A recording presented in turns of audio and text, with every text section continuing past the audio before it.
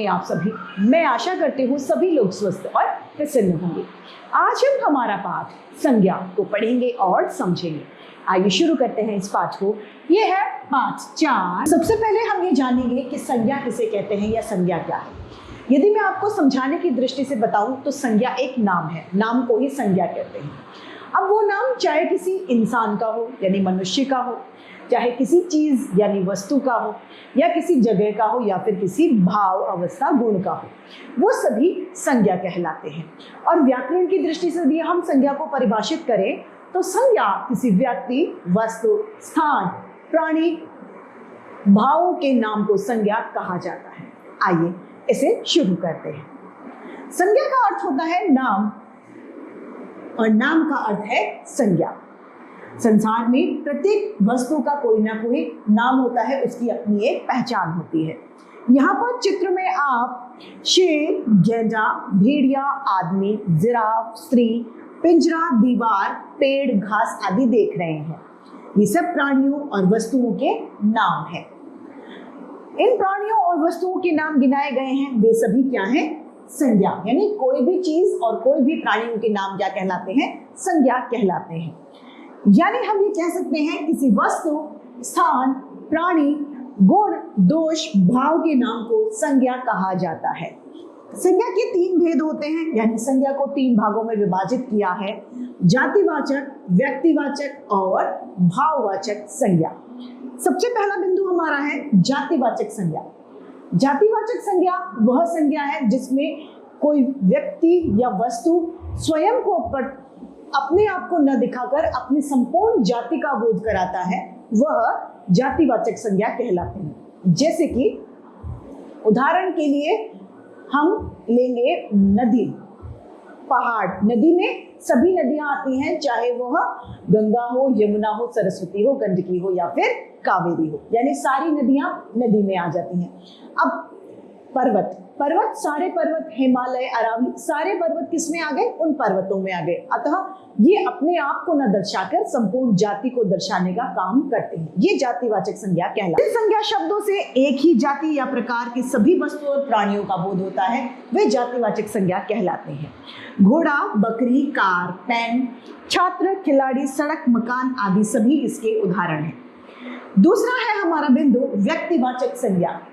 व्यक्तिवाचक संज्ञा के अंतर्गत किसी विशेष प्राणी, वस्तु, स्थान का बोध होता है, वह व्यक्तिवाचक संज्ञा कहलाते हैं। यानी वो स्वयं का बोध कराने वाली संज्ञाएं होती हैं जो व्यक्तिवाचक कहलाती हैं। जैसे महात्मा गांधी, कुतुब मीनार, सुभाष चंद्र बोस, ये सभी क्या व्यक्तिगत चीजों को दर्शा रहे हैं, अतः ये सभी क्या है?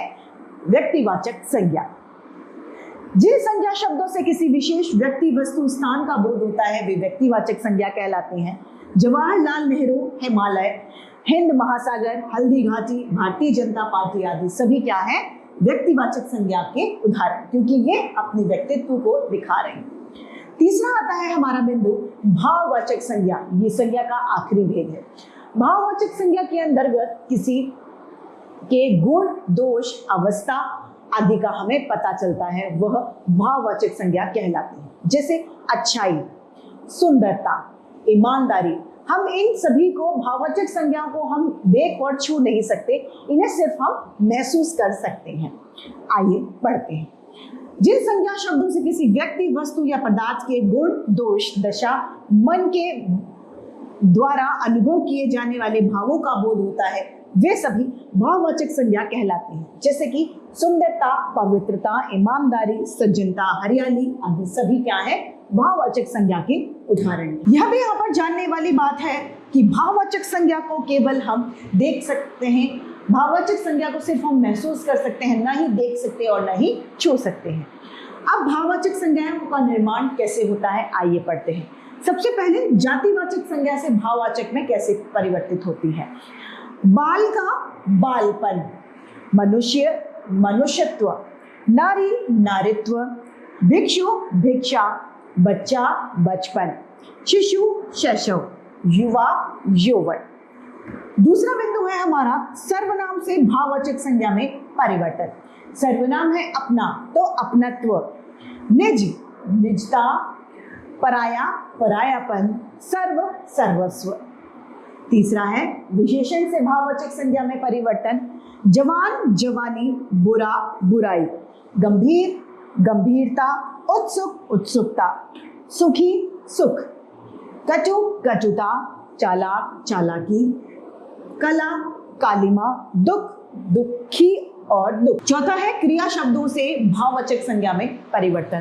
क्रिया है चलना, चाल भाववाचक है, लिखना, लिख भाववाचक है, डांटना, डांट भाववाचक है, चमकना, चमक भाववाचक है, दिखना, दिखावट, बहना, बहाव, लूटना, लूट, मोहना, मोह, जीतना, जीत, कामना, कमाना, कमाई, ठगना, थकावट, हड़बड़ाना, हड़बड़ाहट, जमना, जमाव, पढ़ना, पड़ाव, चढ़ना, चढ़ाई, रोना, रोलाई, चुनना, चुनाव, बिकना, बिक्री, ये सभी हैं। अब पांचवा बिंदु है क्रिया विशेषण से भाववाचक में परिवर्तन। क्रिया विशेषण है शीघ्र, भाववाचक है शीघ्रता, तेज, तेजी, जल्दी, जल्दबाजी, सहज, सहजता, दूर, दूरी, निकट, निकटता इसके उदाहरण हैं। इसी के साथ हमारा ये पाठ संज्ञा समाप्त होता है। मैं उम्मीद करती हूँ आप सभी को ये समझ में आया होगा। आज के लिए इतना ही, फिर मिलते हैं। धन्यवाद।